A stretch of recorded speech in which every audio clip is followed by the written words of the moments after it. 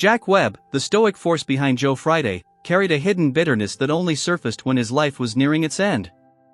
Beneath his famously calm exterior was a man who remembered every slight, every smirk, every challenge to his authority. In those final days, Webb finally revealed the 5 actors he could never stand, people he felt had stood beside him publicly but quietly undermined him the moment his back was turned. And topping that list was Richard Boone, the only actor bold enough to confront Webb directly, right on his own turf. Their feud ignited in 1972 on the set of Heck Ramsay, filmed on the Universal Studios backlit. Boone, already a television powerhouse from Have Gun, Will Travel, refused to bow to Webb's rigid style or his unyielding control over production. He openly pushed back, questioned choices, and challenged Webb in front of cast and crew, something almost unheard of in that era. For Webb, who ran his sets like military operations, Boone's defiance wasn't just disrespectful. It was war. And it was a wound he carried for the rest of his life. He walked onto the set with the swagger of a man who had carried an entire network on his back. Richard Boone didn't just arrive, he commanded the room. Jack Webb, by contrast, ruled through silence.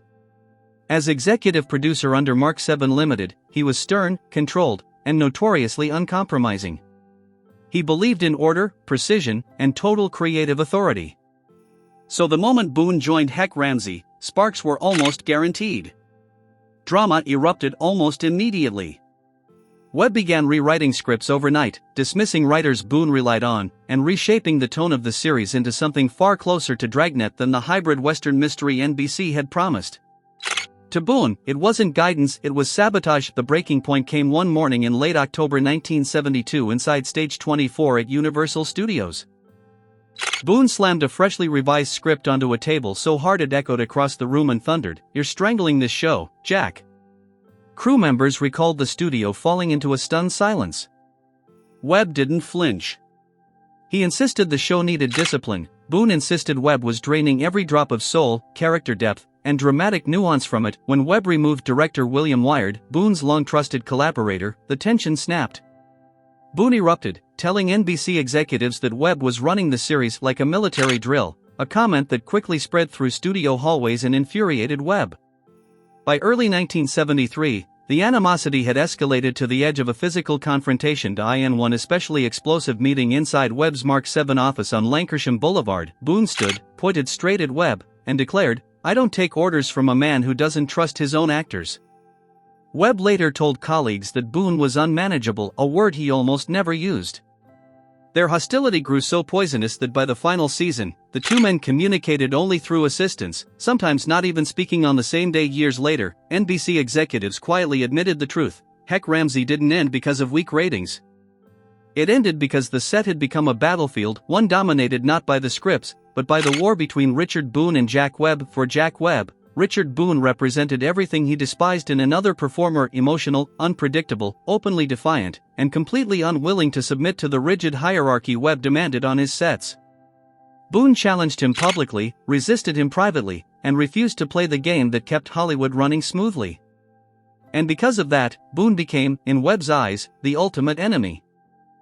Number 2, William Conrad, the betrayal that turned admiration into silent hatred. William Conrad never imagined that Jack Webb, his colleague, his friend, his creative partner, would be the one to cut him off at the knees.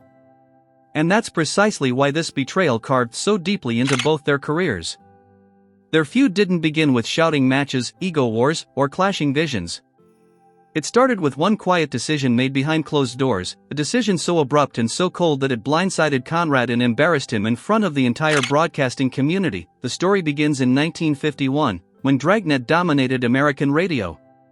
Conrad's thunderous baritone didn't just complement the show, it defined it. He delivered the emotional gravity, the tension, the rhythm. Reviewers praised him. Advertisers requested him by name. NBC executives saw him as the natural choice for television once Webb formalized plans for the TV adaptation set for the fall of 1952. On radio, Conrad wasn't just Jack Webb's partner, he was the anchor, the dramatic center, the presence audiences counted on. But behind the scenes, Webb had a vision for the TV version that didn't include Conrad. And instead of sharing that decision respectfully, Webb shut him out. No phone call. No lunch meeting. No warning. Conrad learned the truth in the most humiliating way possible, from an NBC secretary who casually mentioned that Webb had already cast Ben Alexander as the new on-screen partner for Conrad. The blow was crushing. It wasn't merely a casting change, it was a public demotion, a signal that he wasn't good enough for television at a time when everyone assumed he would lead the new era of Dragnet. Overnight, he went from central star to discarded voice. Industry insiders whispered about it. Radio colleagues avoided eye contact. And the worst part? Webb never apologized. Never offered an explanation. Never even acknowledged the emotional wreckage he left behind. Conrad swallowed his anger, but he never forgot the sting. And Webb, true to form, treated the silence as victory. To colleagues, Webb later said Conrad was too big for the screen, but everyone knew the truth. Webb wanted a fresh face he could mold and control. Conrad represented a creative equal, not a subordinate, something Webb rarely tolerated. For the rest of their lives, the wound between them remained open. Conrad continued his career, became a celebrated narrator, and eventually starred in his own iconic roles. But whenever the subject of Jack Webb arose, friends noticed the same thing. Conrad's voice would tighten, his expression darken, and the conversation would shift, because betrayal delivered in silence is the kind that never truly disappears. Conrad told a colleague at CBS that same afternoon, "Jack didn't even look me in the eye. He just erased me." Those words rippled through the Los Angeles radio community like a shockwave. Within days, producers, announcers, and technicians were whispering about how one of radio's biggest talents had been tossed aside without dignity. And once the press caught wind of rumors that Conrad had been rejected for being too heavy and not television material, Webb's resentment toward him hardened into something immovable. Webb despised gossip more than anything, and whether justified or not, he blamed Conrad for letting the humiliation spread. Several sound engineers from the old Sunset Boulevard radio studios later confirmed the emotional fallout. In early 1953, Conrad tried calling Webb twice, first to clear the air, then simply to talk. Both calls were ignored. Webb reportedly told his assistant, "We're not opening that door again." Webb believed that acknowledging Conrad would only reopen the controversy.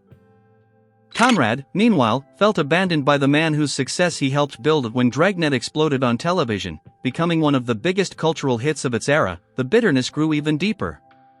Conrad watched each week as Webb took center stage in a franchise Conrad had helped shape from the ground up. It wasn't merely a lost job, it felt like losing a legacy. And that was why Conrad never forgave him.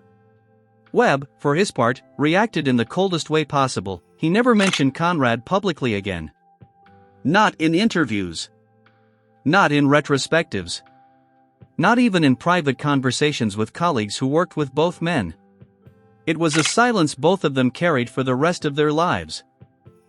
Number 3, Harry Morgan, the quiet partnership that turned into a one-sided war. Could anyone have predicted that the calm, polite teamwork between Jack Webb and Harry Morgan would eventually crack under pressure and turn into one of Webb's most private, tightly guarded resentments? Their partnership looked effortless on screen, two steady, seasoned officers navigating the streets of Los Angeles. But behind the scenes, Webb never forgave Morgan for challenging him in the one area where he tolerated no opposition, control. Their tension began almost immediately in 1967 when Morgan joined the revived Dragnet as Officer Bill Gannon. During their very first week of filming at the old KNBC lot on West Alameda Avenue in Burbank, Morgan paused during a rehearsal and asked Webb if he could adjust one line to sound more human. The room froze. Crew members later said Webb stared at Morgan for several long, uncomfortable seconds before replying, in a low, flat voice, "Say it as written." Morgan wasn't trying to rebel. He was a respected character actor known for adding subtlety, humor, and warmth to his roles. But each time he tried to add a slight pause, a softer tone, or a touch of personality, Webb cut him off. By early 1968, what had begun as mild friction evolved into something colder, a quiet hostility that lingered just beneath their polite interactions. A lighting technician later recalled hearing Webb mutter after one take, "Harry wants to act. I want accuracy." For Webb, Dragnet wasn't drama. It was procedure. It was documentation. Emotion had no place in it. The breaking point came during a night shoot in May 1969. Morgan requested a second take after stumbling over a dense technical line. It was a minor slip, the kind any seasoned actor could fix with a quick reset. But Webb dismissed the request instantly. insisting the flawed take be printed. Morgan, still composed, quietly responded, "Jack, it doesn't play right." According to a sound operator on set, Webb didn't even look up from his script when he replied, "It plays how I say it plays." That moment changed everything. From that day on, Morgan stopped offering ideas, stopped suggesting adjustments, stopped trying to inject warmth or humanity into the rigid cadence Webb demanded. Instead, he delivered every line exactly as it appeared on the page, precise, mechanical, emotion drained away by intention rather than inability. And while the show continued running smoothly, the connection between the two men dissolved completely later in life. Morgan admitted in an interview, "Jack was a good man, but everything had to be done his way." On paper, it sounded diplomatic. It sounded respectful. But Webb heard the remark like a knife wrapped in courtesy, a polite accusation that he was inflexible, tyrannical, and obsessed with control. Those who knew Webb best said he never forgot comments like that, no matter how gentle they appeared. Though Morgan and Webb finished Dragnet's run with professional grace, the emotional rift never healed. Webb carried Morgan's subtle pushback like a private bruise, and according to colleagues, he continued resenting him quietly, even decades later. For a man who demanded absolute obedience from everyone on his set, Morgan's unwillingness to simply surrender creative instincts stung deeper than any public outburst could have. Number 4, Robert A. Cinader, the creative partner who became Jack Webb's most relentless rival. If Jack Webb had one true intellectual equal, someone capable of building worlds, shaping shows, and commanding studios, it was producer Robert A. Cinader. But it was precisely that equality that turned their partnership into one of Webb's most complicated and bitter rivalries. The moment Robert A. Cinader, your sonnet Cinader Sinner reference, challenged Jack Webb's definition of realism, their partnership began to splinter. They were supposed to be allies, two sharp, driven minds shaping the next evolution of television drama. But by 1971, during the earliest development meetings for Emergency, Cinader became the one collaborator Webb grew to resent for a reason no actor had ever provoked. He challenged Webb's authority not behind closed doors, not in a private memo, but in front of a room full of executives, writers, and department heads. Their first major clash erupted during a late afternoon meeting inside Universal Studios Building 24. Cinader pitched a storyline involving a paramedic freezing during a traumatic call, an incident pulled directly from real Los Angeles County medical logs. Webb rejected it instantly. "Paramedics don't freeze," he said, his voice sharp, final, absolute. Cinader didn't budge. He pushed his chair forward, locked eyes with Webb, and replied, "Real people break, Jack. That's what makes them human." That one sentence lit the fuse. By early 1972, as Emergency entered active production on the Universal backlit, the tension between the two had turned into a philosophical war. Webb told colleagues that Cinader was turning the series into sentimental soap opera. Cinader fired back in story meetings, accusing Webb of squeezing every drop of humanity out of every script. A script supervisor who worked on episode 5 recalled a moment that crystallized their conflict. Webb, irritated by what he considered emotional excess, grabbed a red pen and slashed through 3 entire pages in front of the writing staff. As he tossed the pages aside, he said, "Facts first. Feelings second." Cinader slammed his notebook shut and walked out of the room without a word. The battle only escalated from there. During production of the mid-season episodes, Cinader inserted more emotional beats, small moments where characters hesitated, cracked, or showed vulnerability. Webb cut nearly all of them in editing. Cinader retaliated by increasing his presence on set. He would stand just behind the camera and whisper to actors, "Play it real. Don't play it cold." Actors later said they felt caught in the crossfire between two generals fighting for the soul of the series. Webb wanted documentary precision. Cinader wanted emotional authenticity. Each believed the other was ruining the show, and for Webb, this wasn't simple disagreement. Cinader had done the unthinkable. He had undermined his authority publicly, repeatedly, and confidently. To a man who believed leadership must never be questioned, that was unforgivable. The silent war between them became one of the most intense creative rivalries of Webb's entire career, and one he carried with him long after the cameras stopped rolling. Webb eventually banned Cinader from the shooting floor unless formally invited. To outsiders, it looked like a procedural boundary. To insiders, it was a declaration of war. In late 1973, an NBC executive attempted to mediate the growing hostility between the two men. The meeting lasted exactly 13 minutes. 13 tense, brittle, unproductive minutes. Webb sat rigid, demanding strict procedural accuracy. Cinader countered that audiences needed human beings, not robots in uniforms reciting manuals. When the meeting ended, Webb walked out first. Minutes later, he reportedly told a colleague, "Cinader wants drama. I want truth. We can't both win." From that point on, their collaboration survived for one reason only: Emergency was a hit. Ratings forced the two men to tolerate one another. But whatever respect once existed had evaporated. By the final seasons, they communicated almost entirely through assistants, exchanging notes instead of conversations, corrections instead of ideas. In private, Webb described Cinader as the man who turned realism into argument, a poetic insult that revealed just how deeply Cinader had gotten under his skin. To Webb, Cinader wasn't just a collaborator who disagreed with him. He was the one creative mind he could never fully control, and that made him unforgettable in Webb's long gallery of grudges.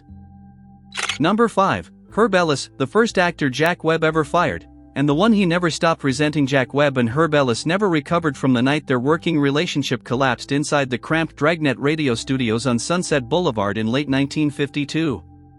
Ellis wasn't merely a supporting voice. He was the first man to play Officer Frank Smith, Joe Friday's partner, at a time when Dragnet was exploding across American radio. His timing, his tone, his subtle humor helped shape the early identity of the show, and that was exactly why the fallout cut so deep. When Webb began shifting Dragnet toward television, Ellis naturally expected to move with it. He had earned his place. He had helped build Friday's two-man dynamic. In his mind, transitioning to TV was a logical next step. But Webb had already chosen another direction. He wanted a different face, a quieter presence, someone less opinionated and more controllable. That man would eventually be Ben Alexander. The confrontation came during a late-night rehearsal in October 1952. Ellis questioned a rewrite that flattened his character's lines into what he called robotic procedure talk. It was a fair critique. His character sounded like a dictation machine instead of a partner. But Webb viewed any challenge as insubordination. He stopped the rehearsal, stared directly at Ellis, and said, "The lines are correct. Your attitude isn't." Ellis didn't back down. He told Webb that a partner needed personality, not just a badge number. That single sentence sealed his fate. Webb couldn't tolerate pushback, not from a writer, not from a producer, and especially not from an actor. 3 days later, inside Mark VI's small office on Kearny, "Your text says Kina Boulevard," Webb informed Ellis he was being replaced. No negotiation. No discussion. No explanation. One sentence, one dismissal, and the meeting was over. For Ellis, it wasn't just a firing, it was erasure from a world he helped build. In a 1960 radio interview, Ellis said bluntly, "Jack wanted obedience, not acting." It was a simple statement, but one that Webb never forgave. For Webb, Ellis became a permanent reminder of the one thing he feared most: losing control of his vision. And for Ellis, Webb became the example of a man who valued authority more than the people who helped him achieve it. Their split was the first fracture in Webb's long career, and the resentment from it lasted a lifetime. That quote circulated through the industry, and Webb never forgave the implication. When Dragnet debuted on TV in 1952, Ellis wasn't invited, wasn't credited, and wasn't even acknowledged as the original Frank Smith. NBC executives suggested bringing him back for guest appearances, but Webb shut it down immediately. According to one Mark VII production assistant, Webb simply said, "If he questioned me once, he'll question me again." Ellis kept working steadily in Hollywood, but the bitterness never faded.